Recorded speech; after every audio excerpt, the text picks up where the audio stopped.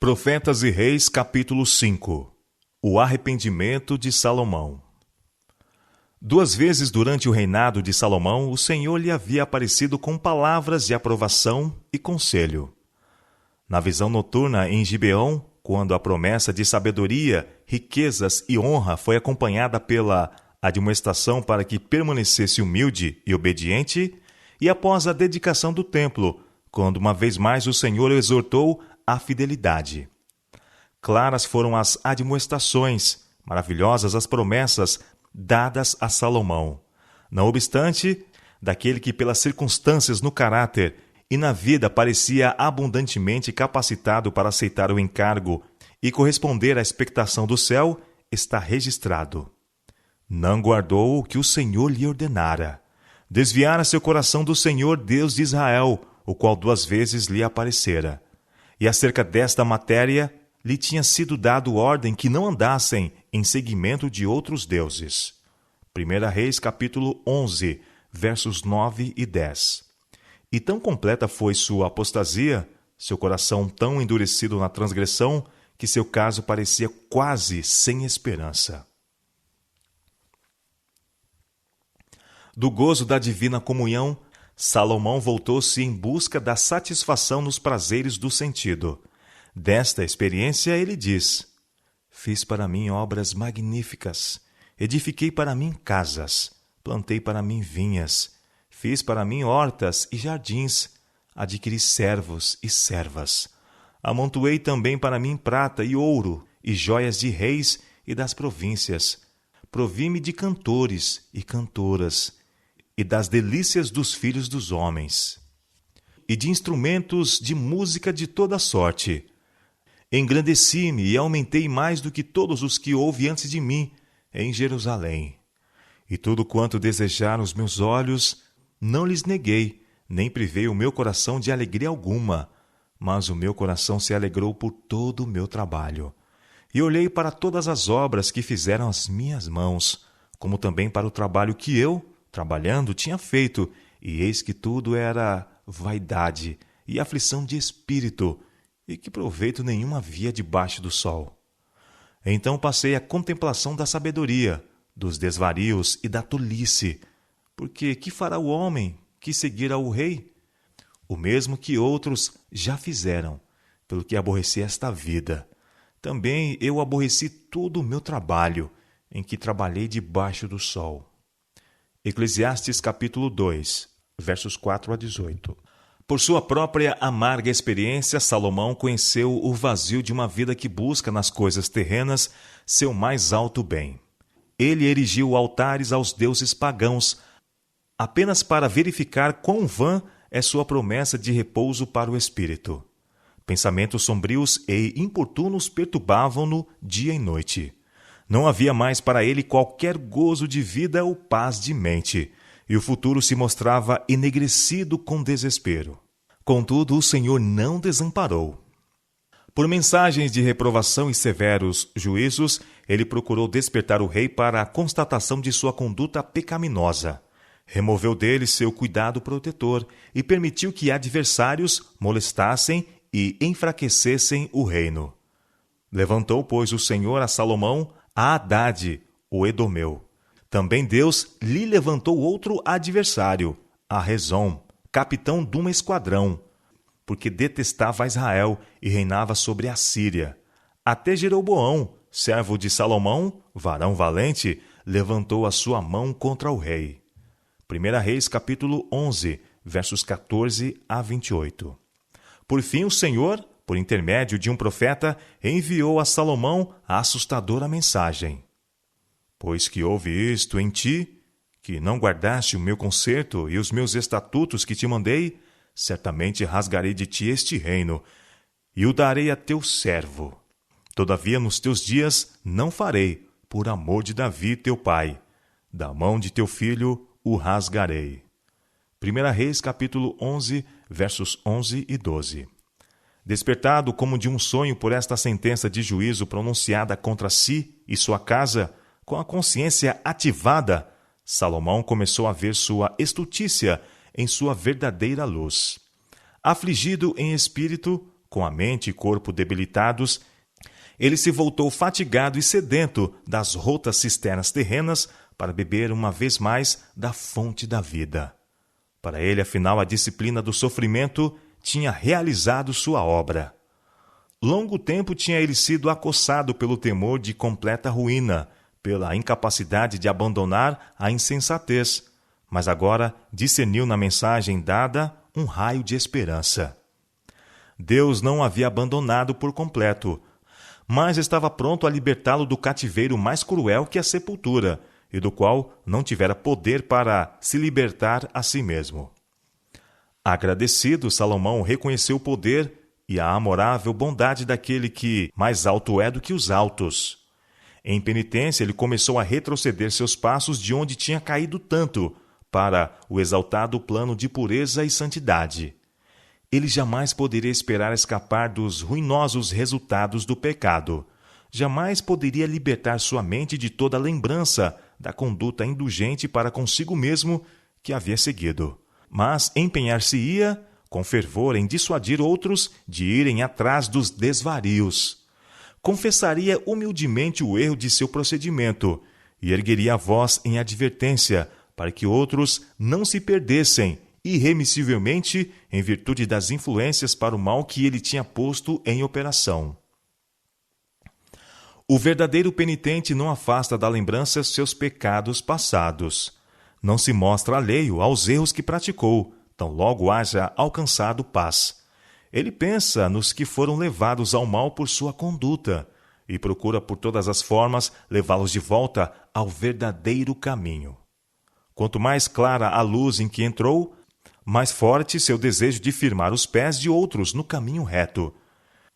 Ele não atenua sua perversa conduta, fazendo de seus erros coisa leve, mas levanta o sinal de perigo para que outros sejam advertidos. Salomão reconheceu que o coração dos filhos dos homens está cheio de maldade, que há desvarios no seu coração. Eclesiastes capítulo 9, verso 3. E em outra oportunidade declarou: visto como se não executa logo o juízo sobre a má obra, por isso o coração dos filhos dos homens está inteiramente disposto para praticar o mal. Ainda que o pecador faça mal 100 vezes e os dias se lhe prolonguem, eu sei com certeza que bem sucede aos que temem a Deus, aos que temerem diante dele. Mas ao ímpio não irá bem, e ele não prolongará os seus dias, será como a sombra, visto que ele não teme diante de Deus. Eclesiastes capítulo 8, versos 11 a 13. Pelo espírito de inspiração, o rei relatou para as gerações futuras a história de seus anos de dissipação, com suas lições de advertência. E assim, embora a semente que semeou fosse colhida por seu povo em messes de males, não se perdeu inteiramente a obra de sua vida. Com mansidão e humildade, Salomão, em seus últimos anos, ensinou sabedoria ao povo, e atentou e esquadrinhou e compôs muitos provérbios. Ele procurou achar palavras agradáveis, e o escrito é a retidão, palavras de verdade. As palavras dos sábios são como aguilhões e como pregos bem fixados pelos mestres das congregações, que nos foram dadas pelo único pastor. E demais disto, filho meu, atenta. Eclesiastes capítulo 12, versos 9 a 12. De tudo o que se tem ouvido, o fim é, escreveu ele, teme a Deus e guarda os seus mandamentos, porque este é o dever de todo homem. Porque Deus há de trazer a juízo toda a obra, e até o que está encoberto, quer seja bem, quer seja mal. Eclesiastes capítulo 12, versos 13 e 14. Os posteriores escritos de Salomão revelam que, ao sentir mais e mais a impiedade de sua conduta, deu especial atenção a advertir a juventude contra o cair em erros que o tinham conduzido a dissipar por nada os mais escolhidos dons dos céus. Com tristeza e vergonha confessou que, no melhor de sua varonilidade, quando devia ter encontrado em Deus seu conforto, seu sustentáculo, sua vida, ele se desviou da luz do céu e sabedoria de Deus e pôs a idolatria no lugar da adoração a Jeová. E agora, havendo aprendido por triste experiência a loucura de semelhante vida, seu fervente desejo era salvar outros de sorverem a amarga experiência pela qual havia passado. Com tocante ênfase, ele escreveu a respeito dos privilégios e responsabilidades da juventude no serviço de Deus. Verdadeiramente suave é a luz e agradável é aos olhos ver o sol. Mas se o homem viver muitos anos e em todos eles se alegrar, também se deve lembrar dos dias das trevas, porque hão de ser muitos. Tudo quanto sucede é vaidade. Alegra-te, mancebo, na tua mocidade, e recreie-se o teu coração nos dias da tua mocidade, e anda pelos caminhos do teu coração, e pela vista dos teus olhos. Sabe, porém, que por todas estas coisas te trará Deus a juízo. Afasta, pois, a ira do teu coração, e remove da tua carne o mal, porque a adolescência e a juventude são vaidade.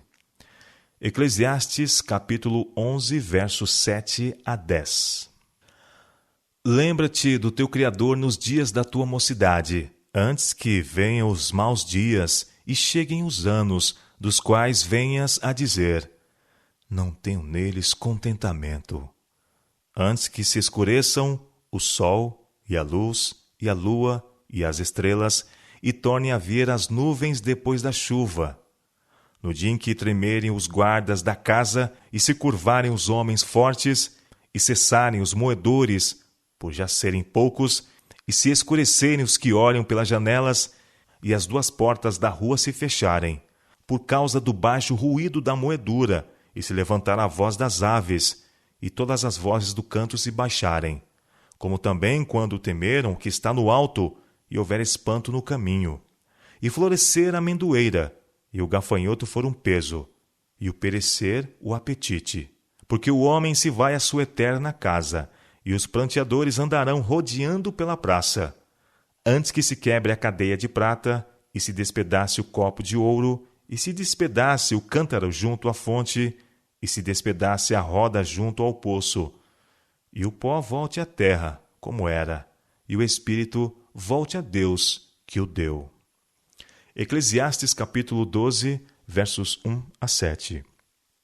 A vida de Salomão está repleta de advertências não somente para a juventude, mas para os já amadurecidos, bem como os que estão descendo a encosta e enfrentando o ocaso da vida. Nós ouvimos de instabilidade, e isto vemos em relação à juventude. Os jovens vacilando entre o que é certo e o que é errado, e a corrente de más paixões provando-se demasiado forte para eles. Nos de idade madura, não esperamos ver tal instabilidade e infidelidade. Esperamos, isto sim, que o caráter esteja estabilizado, os princípios firmemente enraizados. Mas isto nem sempre é assim. Quando Salomão devia ter sido no caráter como um robusto carvalho, saiu desta posição firme sob o poder da tentação. Quando sua fortaleza devia ter sido a mais firme, encontrou-se como sendo a mais fraca. De tais exemplos devemos aprender que em vigiar e orar encontra-se a única salvaguarda, tanto para os jovens como para os idosos. Não repousa a segurança em posições exaltadas e em grandes privilégios. Durante muitos anos pode uma pessoa ter gozado genuína experiência cristã, mas ainda está exposta aos ataques de Satanás. Na batalha contra o pecado de dentro e as tentações de fora, até mesmo o sábio e poderoso Salomão foi subjugado. Sua queda nos ensina que, sejam quais forem as qualidades intelectuais de um homem, ou quão fielmente possa haver ele servido a Deus no passado, não pode nunca, em segurança, confiar na sua própria sabedoria e integridade. Em cada geração e em cada terra, o verdadeiro fundamento e norma para a edificação do caráter tem sido o mesmo. A lei divina: amarás ao Senhor teu Deus de todo o teu coração e ao teu próximo como a ti mesmo. O grande princípio que se tornou manifesto no caráter e na vida de nosso Salvador é o único fundamento seguro, o único guia. Haverá estabilidade nos teus tempos, abundância de salvação, sabedoria e ciência. A sabedoria e conhecimento que somente a palavra de Deus pode oferecer. Isto é tão verdade agora como quando foram ditas a Israel as palavras de obediência a seus mandamentos.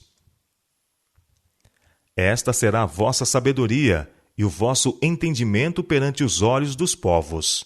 Deuteronômio capítulo 4, verso 6. Aqui está a única segurança para a integridade individual, a pureza do lar, o bem-estar da sociedade ou a estabilidade da nação. Em meio a todas as perplexidades e perigos e reivindicações em conflito da vida, a única salvaguarda e regra segura é fazer o que Deus diz. Os preceitos do Senhor são retos, e quem faz isto nunca será abalado. Salmo capítulo 19, verso 8 e Salmo capítulo 15, verso 5. Os que atendem à advertência da apostasia de Salomão fugirão à primeira aproximação dos pecados que o derrotaram. Somente a obediência aos requisitos do céu guardará o homem de apostatar-se. Deus tem concedido ao homem grande luz e muitas bênçãos. Mas, a menos que esta luz e estas bênçãos sejam aceitas, não estarão seguros contra a desobediência e apostasia. Quando aqueles a quem Deus tem exaltado a elevadas posições de confiança voltam-se dele para a sabedoria humana, sua luz torna-se trevas. As habilidades que lhe foram confiadas tornam-se um laço. Até que o conflito esteja terminado, haverá os que se afastarão de Deus. Satanás, de tal modo, configurará circunstâncias que, a menos que sejamos guardados pelo divino poder, debilitarão quase imperceptivelmente as fortificações da alma. Precisamos inquirir a cada passo: é este o caminho do Senhor? Por todo o tempo quanto durar a vida, haverá necessidade de guardar as afeições e paixões com um firme propósito. Nenhum momento nos podemos sentir seguros, exceto quando podemos confiar em Deus a vida escondida com Cristo. Vigilância e oração constituem a salvaguarda da pureza. Todos os que penetrarem na cidade de Deus hão de fazê-lo pela porta estreita, por angustiante esforço, pois não entrará nela coisa alguma que contamine. Apocalipse capítulo 21, verso 27. Mas ninguém que tenha caído deve se desesperar. Homens encanecidos, uma vez honrados por Deus, podem ter envelhecido suas almas, sacrificando a virtude no altar da luxúria. Mas, se arrependem, abandonam o pecado e voltam-se para Deus, há ainda esperança para eles. Aquele que declara: "Sê fiel até a morte, e dar-te-ei a coroa da vida", faz também o convite: deixe o ímpio seu caminho, e o homem maligno os seus pensamentos, e se converta ao Senhor, que se compadecerá dele. Torne para o nosso Deus, porque grandioso é em perdoar. Isaías capítulo 55, verso 7.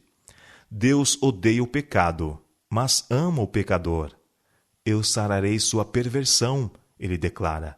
Eu voluntariamente os amarei. Oséias capítulo 14, verso 4. O arrependimento de Salomão foi sincero, mas o dano que o exemplo de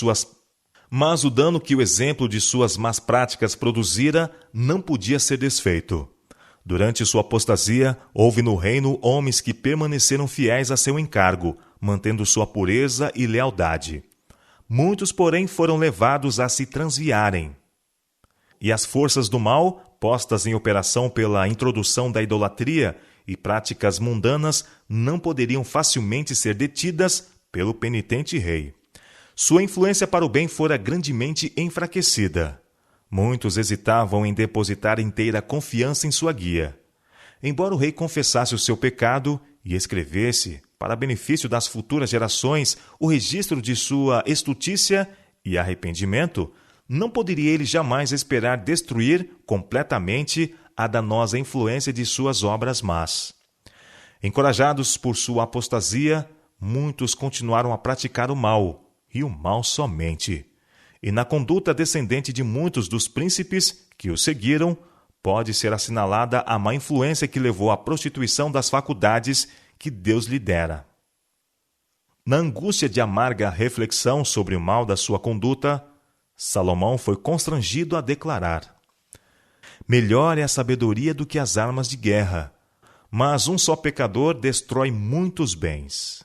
Há ainda um mal que vi debaixo do sol, como o erro que procede do governador. Ao tolo assentam-no em grandes alturas. Assim como a mosca morta faz exalar mau cheiro e inutilizar o unguento do perfumador, assim é para o famoso em sabedoria e em honra um pouco de estultícia.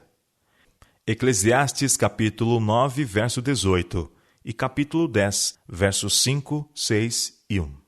Entre as muitas lições ensinadas pela vida de Salomão, nenhuma é mais fortemente salientada que o poder da influência para o bem ou para o mal. Restrita como possa ser nossa esfera de ação, ainda exerceremos uma influência para o bem-estar ou aflição. Além de nosso conhecimento ou controle, ela atua sobre outros na forma de bênção ou maldição. Pode estar carregada com a melancolia do descontentamento e egoísmo, ou envenenada com a infecção mortal de algum pecado acariciado, ou pode estar saturada com o vivificante poder da fé, coragem e esperança, e dulcificada com a fragrância do amor.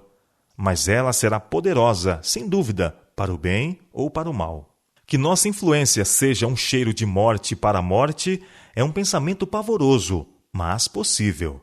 Uma alma transviada, com a perda da eterna bem-aventurança, quem pode avaliar o dano?